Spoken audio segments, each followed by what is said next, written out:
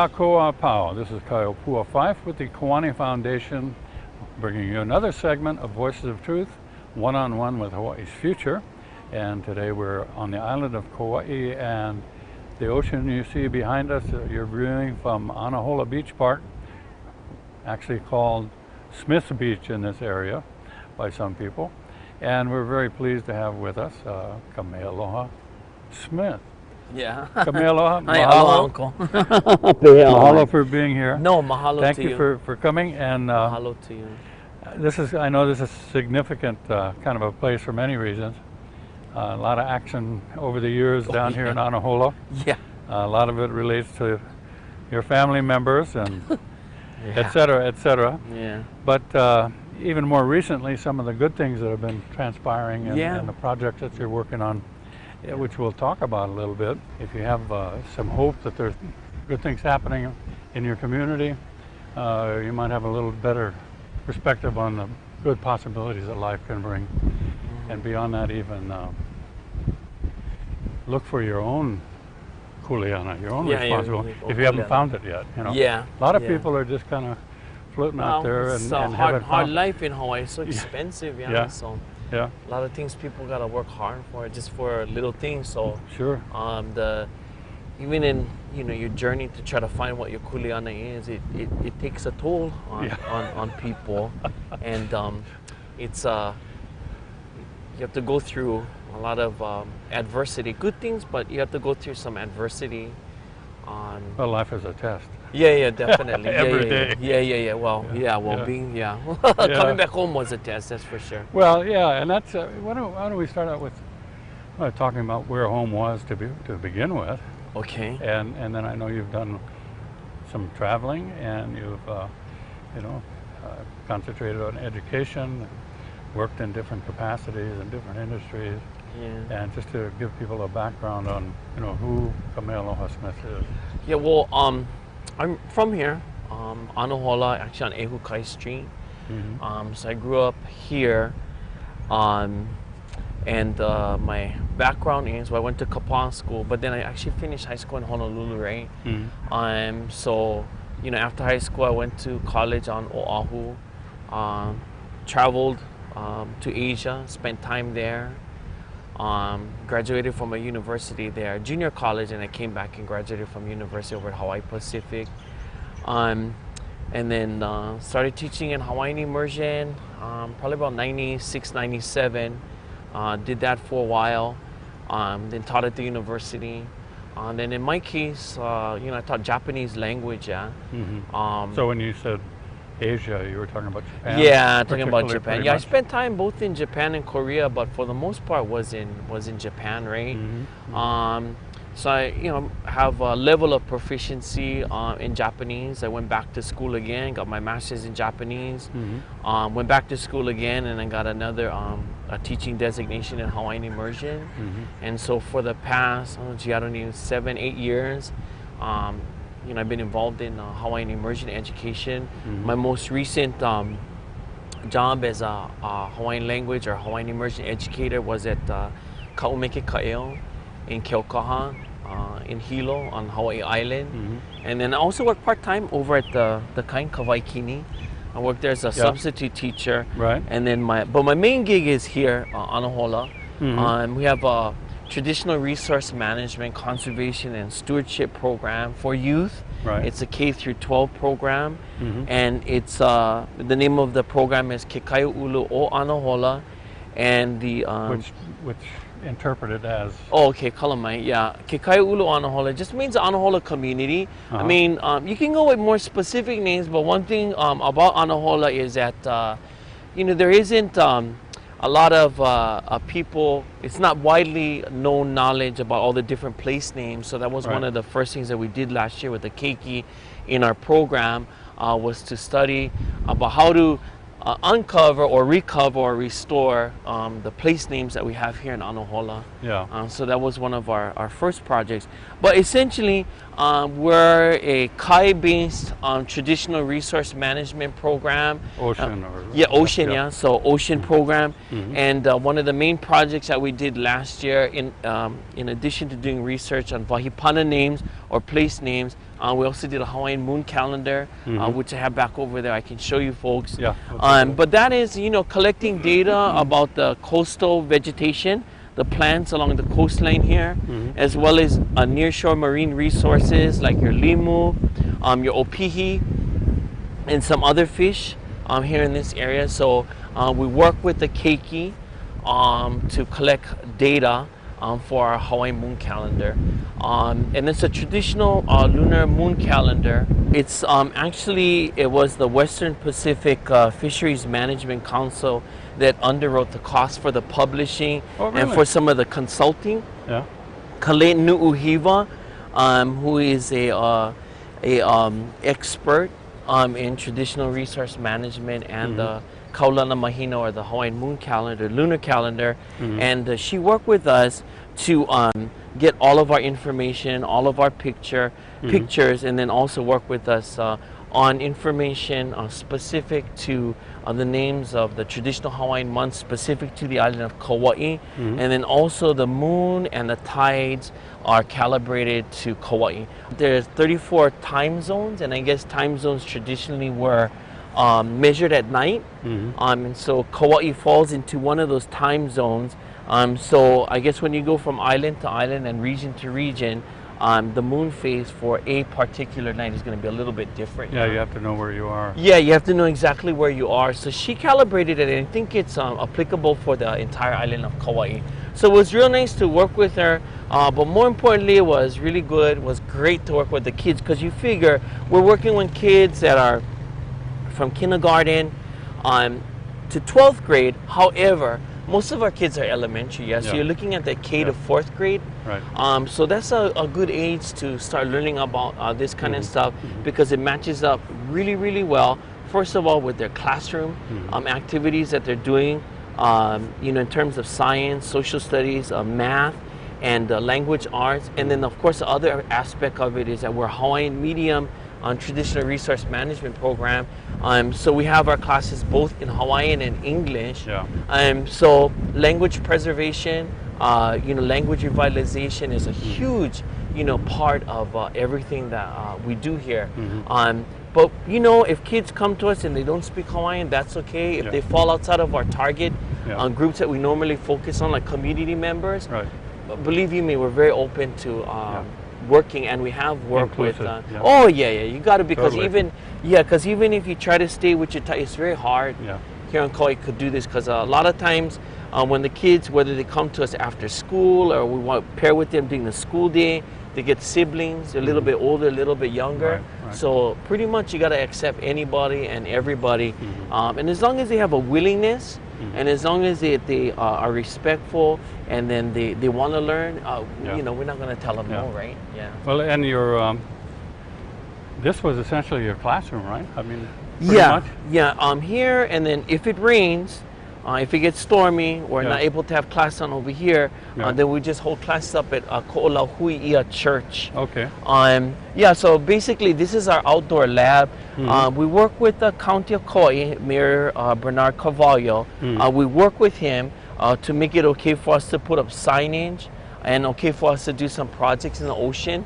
In this area here, we work with the kids to build an underwater fish trap, get different names for it, but we call it umukai. So it's a fish trap, and we made it such that the kids could help us build it, but then the other thing is also so they could monitor the fish populations. So we ran through that process a few times, and this place right here is essentially for the keiki, so it was really, really good. And even if we had to build it again several times because of the movement of the ocean and stuff. That's okay. So every time when we come over here, we have to rebuild it. We're going to start again pretty soon. That's okay. And then the pohaku, depending, we use originally the really big pohaku, and we hali all the pohaku from up on this side. But we got to use a smaller pohaku the next of his little kids. Match the strength. Match the strength of the keiki. Well, it's pretty hard to beat, I think, being out in the environment and in the place. It's one thing sitting in a classroom, talk about it. It's another thing come out here and actually get your feet wet, you know, and have the kids get their hands on stuff. Well, it's applying, as far as education, you know, nowadays, I mean, you have this outdoor lab. You don't have to have a building to do this type of work. Right. And because it's aligned. Actually, what you're studying is here. Yeah, it's actually everything that they're studying inside the book is here. So you might as well enhance whatever the school curriculum is, Right. And give these kids an opportunity to work with some very, very important both Hawaiian and Western-based scientific inquiry concepts, and verbiage and phrases. That way, when they get to the junior high or they get to the high school level, they're not going to be afraid of the science and the math. Right, and they'll learn how to document and record, huh? Yeah, absolutely. That's another part that's really, really important because observation. So we go through some protocol with the kids that are ways that Hawaiians in traditional times, you know, collected information. So one is imi ike, that comes from Molokai, where they do a lot of observation, so they recognize different patterns in the ocean that have to do with the fish. Yeah. Also ho'ea na'au or ho'ala na'au, that comes from Kaumeke Kaya, the Hawaiian Immersion School, and that's where they're using their body to tell things like the weather and the relative temperature of the ocean, water, that kind of stuff. And then the other one is the way that we look at the weather and stuff like that. That comes from the Papa Makavalu series, the one that Auntie Edith Kanakaole folks do. It talks about the Papa Hulilani, Papa Huli Honua, and then Papa Hanau Moku, which is you have to look at the sky, the ocean, and the land, and that'll give you a more holistic way of looking at the weather. Right. We study waves, the nalu, that type of thing, place names, and all of that, you know, because you do it in Hawaiian, it sort of adds another level of understanding that has to do with sustainability practices, right? Because if you understand the language, the original language, that gives you a lot of scientific information that you would need to better understand why there's certain fishing practices that exist. So all of that kind of knowledge. What we're doing is doing what everybody else is doing, is and just in a different language. Just in a different language. But it really does help the kids in so many different ways. But if you're just talking about language revitalization efforts, this gives them another purpose and another place where they can, where it's important to use Hawaiian language at IKEA. So it's not just the language, but it's also the traditional practices that come along with it. What's built into the language, and if you understand the language, a couple of words can communicate volumes. So. Yeah. These kids, they get them, you know, when they come out here, because we work with them at the school first, and then they come out over here. They really are very intuitive, and they have a good sense of, you know, what is pono behavior, and also they come here and they get to work right away about what they, you know, we do protocol and we do some other classroom, you know, kind of management things, safety briefings and stuff like that. But they totally understand about how to use this as a living lab, come out here, collect the data that they need, record all the data. So I have some of those posters, can show you their work. Take a look at what you got. This is some of the work that the kids do. Of course, this is in Hawaiian. This is an example that we show them, you know, so that they understand. In this case, this is just about the moon phase itself. And in here, then this is talk about the weather, the 3 different areas. And then also about the tides. That would be the bottom, that would be the tides. So this is the kind of stuff that the kids do for us, but this is just an example. And then on this side, one of the plants that we studied this year, which actually we don't have a lot, is the naupaka. Yeah, we only have, over here we only have a few. Actually there's more on the Aliomanu side of the bay. And so they give their impressions, and so this is the kind of information that we collect, and the hopena, or the final product, or the pahu hopu, is this right here. This is our Anahola lunar calendar for this year. And then every month we'd focus on one activity, and that's an activity that in general, at least in traditional times, you think that that's the activity that took place, You know, I didn't realize, not that I thought I knew that much about the moon calendars, I didn't realize how specific it was, but I guess it has to be like Kauai specific and area, region segments within Hawaii. Huh? Yeah, you know the mo'olelo, there's a mo'olelo about Anahola called A'ahoaka. And in that mo'olelo, it tells us about the prominence and the important role that this lunar calendar played pretty much in the daily lives of everybody, whether it had to do with planting, of course, ho'omana or something more spiritual, and then of course lawai'a or fishing, or kilohoku, which is a navigation. All of that appeared to, this was the core of everything and of all daily practices or nightly practices that happened at that time. So that's why we know observation over long periods of time. Huh? Yeah, and a lot of prayer too, a lot of chanting. This, is really significant to this, as it is to every area, but because the moon phases itself appear in our mo'olelo, area mo'olelo, our area stories, traditional stories, we know that we think we're on the right track. But as far as the fishing practices and stuff like that is concerned, all of that is continuing.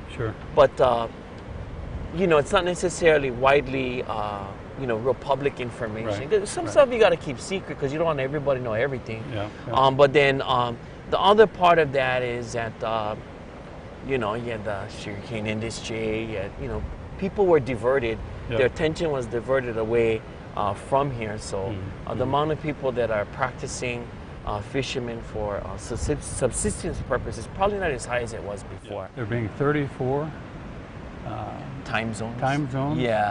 Under this perspective, as opposed to the modern day 24 time zones around the world. Huh? So there must be a. I don't. Don't quote me on it, but that was, information came from Kale Nu'uhiva, and she is the expert, right? Because she's done the most studying about this particular practice.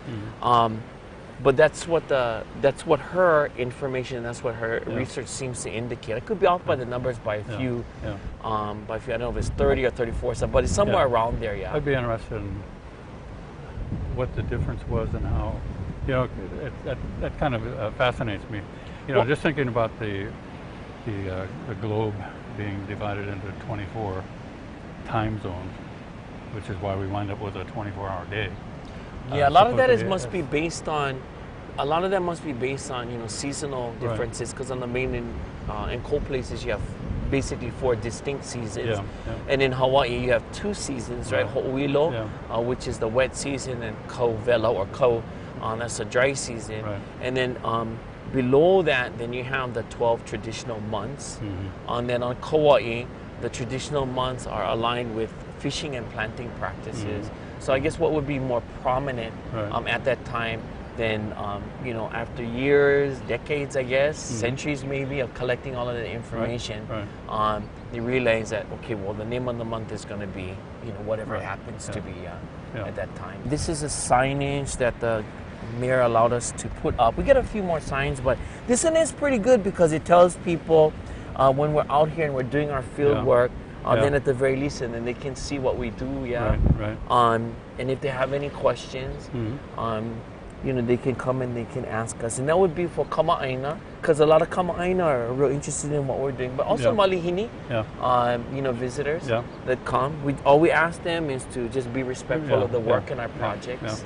The most surprising thing is that the people here, that they're speaking Hawaiian. I think that's the most amazing thing for people, because they hear English most of the time, but when they come down to the beach and they hear the kids talking in Hawaiian and stuff, they're real surprised, so that's kind of cool. At least I think it's very cool. I like it when the kids, they go. Personally, I think every time a tourist or a visitor arrives and gets in a rental car, I think that radio station should be set to Hawaiian language. We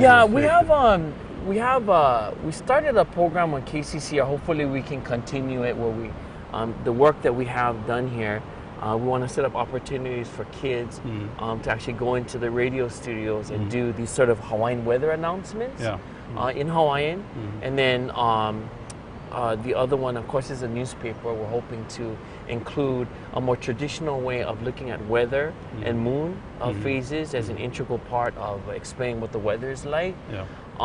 And then we also have a web-based kiosk, which is this poster right here.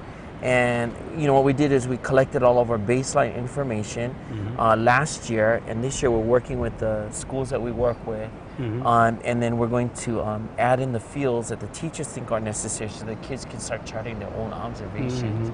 But all of this is set up so the kids have a place to ho'ike or to present their findings in a public venue. Yeah. So you have your web-based kiosk, Yeah. you have the radio station, and then of course the newspaper. Hopefully, I mean, you know, Yeah. none of that is. I'm seeing Sharon Pomeroy. Oh yeah. Sharon was very Good giving. resource, huh? Yeah, she was very giving and of her time. Yeah.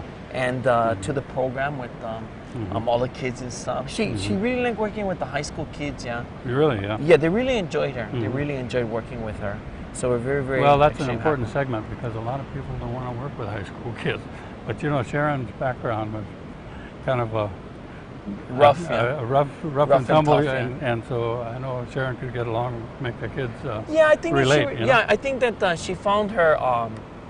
She found peace in working with the kids. I think that's the most amazing thing. Yeah. Is that who would have known? Yeah, but Yeah. I think that of all the different things that she did in life, I gotta admit that probably what it seemed to me anyway that really was the most important thing. Well, you know, of course, we're real sorry to have seen her pass, but the other part of it is that you know it was such a good thing for the kids you know, to see the youth to see that mentors are different. Yeah. You know, no matter who they are, whatever, get plenty mentors, Yeah. get plenty good people over here they can learn from. Yeah. So Yeah. ole pau ika ike ka halau ho'okahi. Yeah. Not all one knowledge comes from one person. Right, right. And she definitely was in that mix. Yeah. Was a great mentor to the kids. So we Yeah. were so happy Yeah. that she came and she shared. Yeah, what it she was a knew. great loss, recent passing too. Yeah, that was really sad, but her work continues. That's Sure, definitely of for course. sure. Her work Yeah. continues, and she'll always, you know, be a part of whatever we do here in Anahola. Where are you moving? I'm sure you have new projects on the horizon. I'm assuming education, the children, etc., are the focus, but you have some new things coming up to you know, these things kind of have to develop a life of their own and move forward. Yeah. You know, in the next few years, of course, we have put out our grants and stuff like that, applications. So we're just waiting to hear back from a few of those places where we put grants in. Right. But as far as the specific projects, we definitely want to inventory everything that we have here in Anahola, marine resources, coastal vegetation, all that kind of stuff, so you have a better sense.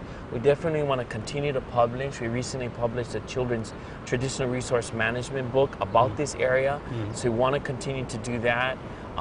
You know, we've partnering with, we're beginning to partner with the visitor industry and some other organizations that would like to incorporate some of what we do in some of their programs elsewhere. Sure. Yeah. And we just want to be able to change people's perception about this place called Anahola, and want them to have a real positive experience here, whether it's our keiki, you know, whether it's our community people, whether it's our malihini, you know, the visitors like that. Yeah. But give them a profound and life-changing experience here. I think that's the best that we can hope for. You know, we want to you know, sustain our funding both in a nonprofit and a for-profit way, so that we can continue to have a presence here. And make good things happen. Oh yeah, you know, I'm telling you, Anahola is there's so much potential here. Yeah, so much Well, potential. mahalo again. Thank you for taking the time to be with us. Mahalo. Kamealoha-Smith, thank you, mahalo, for showing us your little work classroom down here. I'd like to thank you folks for tuning in. Keep tuning in. My name is Kamealoha 5 with the Kiwane Foundation for Voices of Truth, one-on-one with Hawaii's future. Aloha and mahalo.